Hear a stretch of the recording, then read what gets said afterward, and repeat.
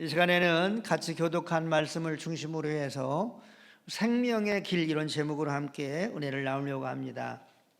한번 받아서 하시겠습니다. 생명의 길, 생명의 길. 오늘 본문은 예수님이 오시기 전 천년 전에 다윗이라고 하는 사람이 있었는데, 이제 이 사람은 다윗의 2대 왕이죠. 이 다윗이 천년 후에 예수님을 미리 보고 자신에게 생명길을 보여주셨다, 이렇게 말씀하고 있습니다. 그러면서 생명길을 보고 이 다윗이 생애를 살아가는 이 자신을 향해서 마음이 기쁘고 또 입에서는 흥얼대는 노래가 나오고 또 찬양이 나오고, 그리고 몸은 희망에 거한다 그랬어요.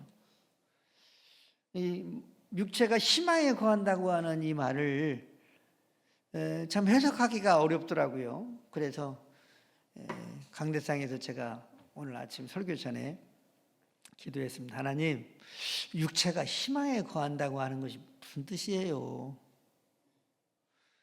근데 일반적으로 생각하면 뭐 건강케 하신다, 뭐 이런 해석으로 할 수도 있는데, 희망이라고 하는 것이 무슨 뜻이에요? 그런데 마음의 생각이, 오늘 본문을 보면 이 다윗이 이 선지자로 표현되고 있습니다. 다윗은 선지자다 그랬어요. 그래서 다윗은 왕인데 선지자라는 거죠. 그런데 이 다윗 선지자가 천년 후에 오실 예수님을 봤다는 거죠. 그리고 죽으심과 부활까지도 봤다는 거예요. 그런 생각을 하면서 이 육체도 흑으로 돌아가지만 예수님처럼 우리들도 부활하구나. 그래서 우리의 육체도 희망이 있구나 하는 마음의 생각이 떠오르더라고요. 어쨌든지 이 다윗은 생명의 이 길을 하나님께서 미리 보여주셔서 마음이 기쁘고 또 입술에는 찬송과 또 흥얼거림이 있고, 또 인생에 왔다가 육체가 흙으로 돌아간다고 하더라도 다시 주님처럼 부활할 수 있다고 하는 희망을 갖게 되는 생명의 길을 걸어갔다, 이렇게 고백하고 있습니다. 모든 인생은 사실은 생명의 길을 걷든지 아니면 사망의 길을 걷든지 두 종류의 길을 걷는다고 말할 수 있어요. 요즘에 우리 대한민국이 체제전쟁 가운데 있습니다. 공산주의에는 하나님이 없습니다. 공산주의에는 하나님이 없어요. 유물론 사상이에요. 그러나 자유민주주의에는 종교의 자유가 있습니다. 하나님을 마음껏 예배할 수가 있습니다. 이 공산주의, 특별히 우리나라의 좌파들이 옹호하고 있는 것은 차별금지법입니다. 차별금지법. 그러니까 평등법, 차별금지법을 옹호하는 사람들이 좌파입니다. 그리고 특별히 지금 이제 미국이 트럼프가 대통령 된 후에는 미국이라고 하는 나라도 이 차별금지법, 또 뭐 수십 개의 성들을 이렇게 바이든 대통령이 인정하고, 그래서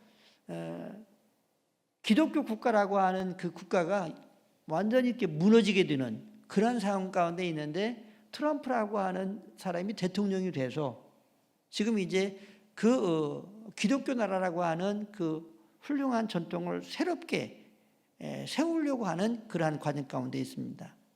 놀라운 것은 여러분,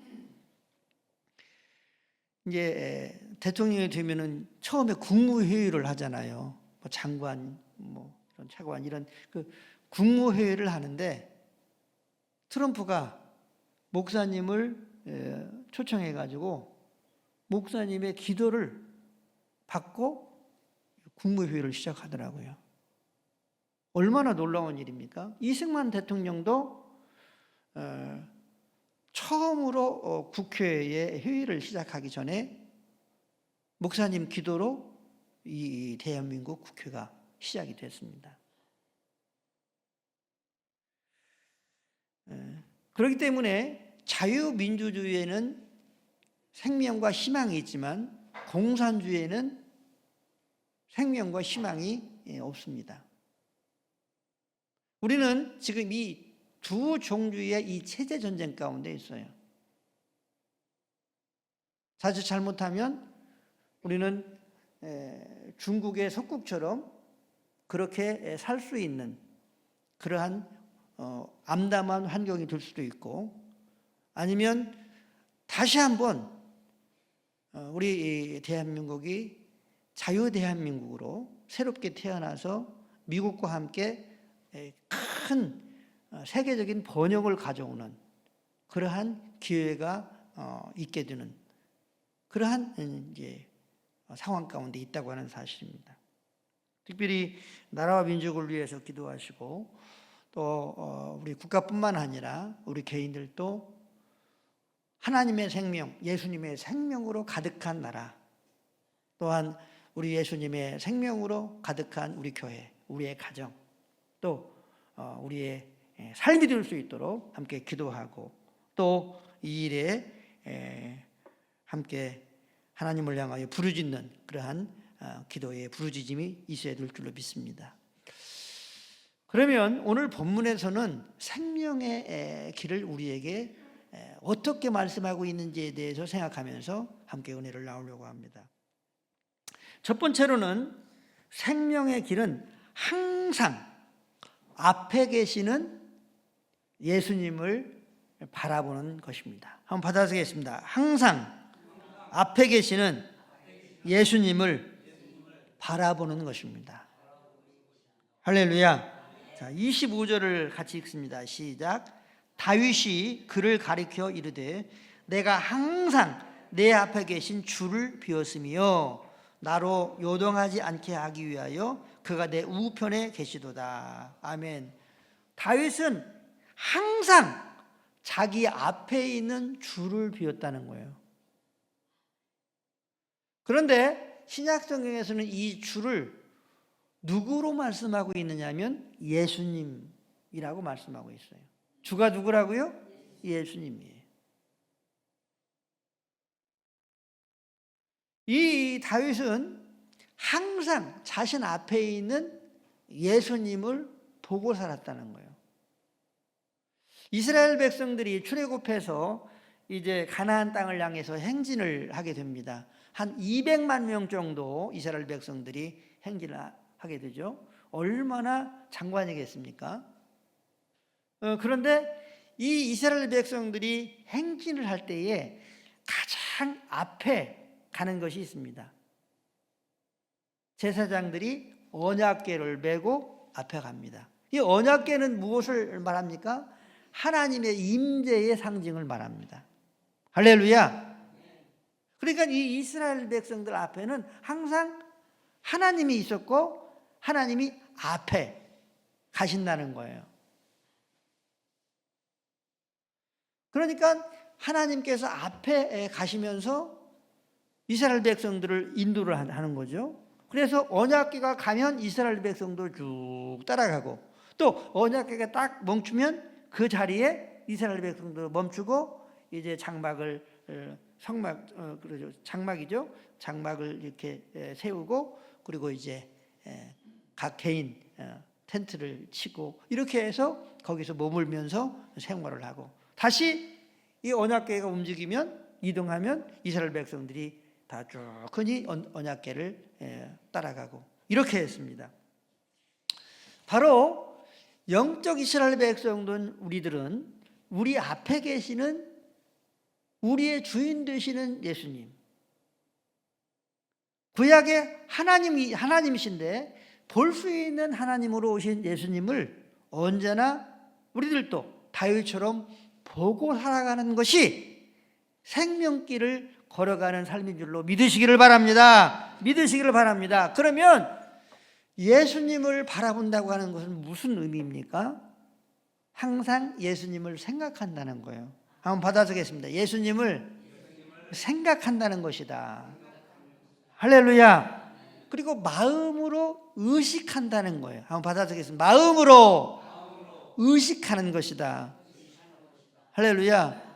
우리가 이제 사랑하는 애인이 있어요. 사랑하는 남편이 있고 이제 아내가 있고 그래요. 자, 그러면 사랑하게 되면 어떻게 됩니까? 마음에 끊임없는 그 사랑의 상대자에 대해서 의식하게 된단 말이죠. 그래서 맛있는 것을 먹게 되면 우리 남편이 이걸 좋아하는데, 그래서 이제 좋아하는 그 상대의 그런 생각을 하게 되고 그렇게 됩니다. 바라본다고 하는 것은 마음을 항상 의식하는 거예요. 한번 받아보겠습니다. 마음으로 의식하는 것입니다. 할렐루야. 마음으로 의식하는 거예요. 그런데 우리가 또 바라본다고 하는 것은 육신의 눈으로 바라본다는 것이 아니라 믿음의 눈으로 바라본다는 것입니다. 한번 받아보겠습니다. 믿음의 눈으로 바라보는 것입니다. 할렐루야. 그러니까 항상 예수님을 본다고 하는 것은 항상 예수님을 생각하면서 말하고 행동하고 직장생활하고 일상을 살아가는 것을 말합니다. 예수님을 바라본다고 하는 것은, 바라옵기는 항상 예수님을 바라보면서 일상을 살아가실 수 있게 되시기를 예수님의 이름으로 축복합니다. 마음으로는 항상 예수님을 의식할 수 있게 되기를 바랍니다. 더 나아가서 믿음으로 예수님을 바라보실 수 있게 되시기를 주의 이름으로 축복합니다. 민수기 6장 25절 26절을 보면 여호와 하나님께서 우리에게 은혜를 주시고 평강을 주시기를 원하신다, 이렇게 말씀하고 있습니다. 한번 받아보겠습니다. 여호와 하나님께서 은혜를 주시고 평강 주시기를 원하십니다. 할렐루야. 자, 25절을 한번 25절 26절을 같이 읽겠습니다. 시작. 여호와는 그의 얼굴을 내게 비추사 은혜 베푸시기를 원하며 여호와는 그 얼굴을 내게로 향하여 두사 평강 주시기를 원하노라 할지니라 하라. 아멘. 여호와는 그 얼굴을 내게 비추사 무엇을 주기를 원한다고요? 은혜 베푸시기를 원하며, 또 여호와는 얼굴을 내게로 향하여 드사 무엇 주기를 원한다? 평강 주시기를 원한다. 그러니까 여호와 하나님께서 우리에게 은혜를 주시고 평강 주시기를 원하시는데 어떻게 하시느냐? 얼굴을 우리를 향해서 비추신다는 거예요. 얼굴을. 그러니까 우리에게 은혜를 줄 때, 평강을 줄 때, 야, 너 은혜 받아. 너 평강한 삶을 살아. 이렇게 엉뚱한 데를 바라보면서 은혜와 평강을 주시는 것이 아니고 당신의 얼굴을 우리를 향한다는 거예요. 할렐루야. 한번 받아보겠습니다. 여호와의 얼굴이 우리를 향한다. 할렐루야. 여호와 하나님의 얼굴이 우리를 바라보고 우리를 향하고 은혜를 주시고 평강을 주신다는 거예요. 그렇기 때문에 우리가 여호와의 은혜와 평강, 또 예수님께서 주시는 은혜와 평강을 누리기를 원한다면 우리의 마음의 얼굴이 누구를 항상 향해야 되느냐? 예수님을 향해야 돼요. 한번 받아들이겠습니다. 예수님을 향해야 된다. 바라봐야 된다. 믿으시기 바랍니다. 예수님을 항상 바라보고 예수님을 향하고 예수님을 생각하고 그래야 돼요.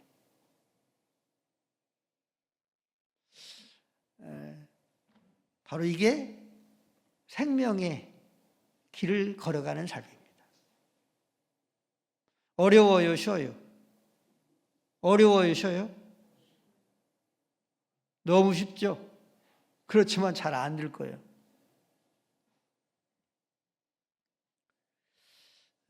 해바라기라고 하는 꽃이 있죠. 그렇죠? 근데 왜 해바라기죠? 네, 해만 바라보는 거예요. 아침에 뜨면은 이 해바라기가 그 동쪽에 뜨는 해를 바라보는 거예요. 그리고 이게 이제 이렇게 서쪽으로 해가 지잖아요. 그러면 이게 이제 이 해바라기가 해를 바라보고 서쪽으로 이렇게 얼굴을 향한단 말이에요. 그래서 해바라기예요. 우리 생명의 길을 걸어가는 우리 태성교회 우리 모두는 예수님 바라기, 예바라기가 되어야 될 줄로 믿습니다. 한번 받아보겠습니다. 주여, 예바라기가 되게 해 주옵소서. 되게 해 주옵소서. 할렐루야. 우리는 모두 예바라기가 돼야 돼. 한번 받아보겠습니다. 우리 모두 예바라기가 되자. 할렐루야. 저는 해바라기 꽃이 그렇게 좋더라고요. 근데 해바라기 꽃을 보면 어때요? 웃는 것 같아. 저는 이제 노란색도 좋아하지만 해바라기가 웃는 것 같아요. 그렇잖아요. 그래요. 마찬가지로 주바라기도 마음에는 천국이 이루어지고 얼굴에는 예수님의 영광의 빛이, 하나님의 영광의 빛이 비춰져서 얼굴도 삶도 빛나게 될 줄로 믿습니다. 둘째로 생명의 길은 항상 내 우편에 계신 예수님을 믿는 것입니다. 한번 받아서겠습니다. 생명의 길은 항상 내 우편에 계시는 예수님을 믿는 것입니다. 자, 25절을 보면 나로 요동하지 않게 하기 위하여 그가 내 우편에 계시도다. 그렇죠? 나로 요동하지 않기 위해서 그가 내 우편에 계신다. 그러니까 이 다윗은 자기 오른쪽에 자기를 지키고 자기를 보호하고 자기에게 복을 주고 하는 이 여호와가 있다, 이렇게 믿었던 거예요. 이런 믿음이 다윗을 복되게 하고, 또 다윗이 골리앗과 이제 소년 때에 아버지 심부름을 갔다가 그 전투장에서 블레셋 장수 골리앗과 전투를 싸움을 하게 됩니다. 그런데 이제 이 다윗이 골리앗을 향해서 말을 합니다. 너는 칼과 창과 단창으로 내게 나오지만 나는 만군의 여호와의 이름으로 내게 나간다 하면서 물맷돌을 확 돌려가지고 믿음으로 던집니다. 근데 그 돌이 이 골리앗의 철갑 투구를 뚫고 머리에 박히는 거예요. 그러면 어떻게 됩니까? 순간 퍽 쓰러지죠. 그리고 이 소년 다윗은 달려가서 골리앗의 칼로, 다윗은 골리앗의 칼로 이제 골리앗을 물리치게 됩니다. 이 장면을 이렇게 그려보면은 이 다윗이 옆에 계시는 여호와, 옆에 계시는 하나님을 철저히 믿었다 하는 사실을 알 수가 있어요. 우리가 이 세상을 살아가는데 얼마나 많은 근심이 있을 수 있습니까? 또 염려가 있을 수 있습니다. 걱정이 있을 수 있죠. 또 불안할 수도 있습니다. 그런데 이 모든 그러한 요동치는 환경 속에서 우리가 평안을 누릴 수 있는 길은 한번 받아서겠습니다. 예수님이 내 오른쪽에 계셔서 나를 지켜주신다. 나를 지켜주신다. 할렐루야. 이런 믿음을 강하게 가질 때에 우리가 평강의 삶을 살아갈 수 있는 줄로 믿습니다. 한번 받아서겠습니다. 예수님은 내 오른쪽에 항상 계십니다. 항상 계십니다. 할렐루야. 민수기 6장 24절을 보면 여호와는 내게 복을 주시고, 우리 같이 읽겠습니다. 시작. 여호와는 내게 복을 주시고 너를 지키시기를 원하며. 아멘. 여호와는 내게 복을 주시고 너를 지키시기를 원하며. 그런데 이 여호와가 예수님이십니다. 아멘. 이 여호와가 누구라고요? 예수님이세요. 그런데 이 예수님이 오른쪽에 계십니다. 우리를 돕기 위해서 오른쪽에 계셔요. 너는 내 오른팔이야 그러잖아요. 그런데 이 오른팔이라고 하는 의미는 내가 너를 신임하고 또 네가 나를 도와, 이런 의미가 있잖아요. 우리 예수님은 항상 우리를 지키시기 위해서 우리 오른쪽에 계신다. 한번 받아듣겠습니다. 예수님은 오른쪽에 계십니다. 할렐루야. 지키기 위해서 오른쪽에 계십니다. 복을 주시기 위해서 오른쪽에 계십니다. 승리하는 삶을 살아가기 위해서 오른쪽에 계십니다. 우리를 붙들어 주시기 위해서 오른쪽에 계십니다. 한번 받아듣겠습니다. 우리를 붙들어 주시기 위해서 오른쪽에 계십니다. 복을 주시기 위해서 오른쪽에 계십니다. 우리를 지켜주시기 위해서 오른쪽에 계십니다. 믿으시기 바랍니다. 우리는 우리의 오른쪽에 계시는 예수님을 항상 믿어야 되는 거예요. 이게 생명의 삶입니다. 한번 받아쓰겠습니다. 오른쪽에 계시는 예수님을 항상 믿어야 합니다. 성경을 보면은 여호와의 율법을 주야로 묵상하면서 삶을 살아가는 것, 그리고 그 말씀을 지키면서 살아갈 때에 형통하다, 이렇게 말씀하고 있습니다. 그런데 여기에서 더 중요한 것이 있습니다. 한번 받아쓰겠습니다. 말씀을 묵상할 때에 예수님과 연결되지 않으면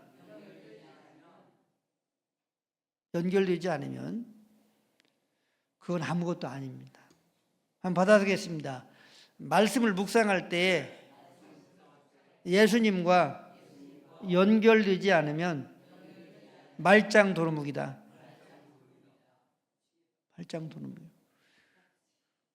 그러니까 우리가 말씀을 묵상하고 하나님의 말씀을 더 알고 또 말씀대로 살아가면 살아갈수록 뭐가 커져야 되냐면 말씀하시는 예수님이 내 심령과 인생 속에서 더 커지고 부요하고, 할렐루야, 더 강력하고 풍성하게 나타나야 될 줄로 믿습니다. 이것이 없으면요 다 도루묵이에요. 다 말짱 꽝이에요. 다 가짜예요. 그렇지 않습니까? 왜 그러냐면요, 예수님과 연결되지 않으면, 한번 받아쓰겠습니다. 내 자아가 커진다. 내 자아만 커지는 거예요. 내가 이렇게 묵상하고 내가 이렇게 알고 있고 내가 이렇게 살아가잖아. 이렇게 되면 지금 여기 주어가 누가 있어요? 내가 있는 거예요. 그러니까 뭐가 커지냐? 내 자아만 커지는 거예요. 그러면 예수님이랑 아무 상관이 없는 거예요.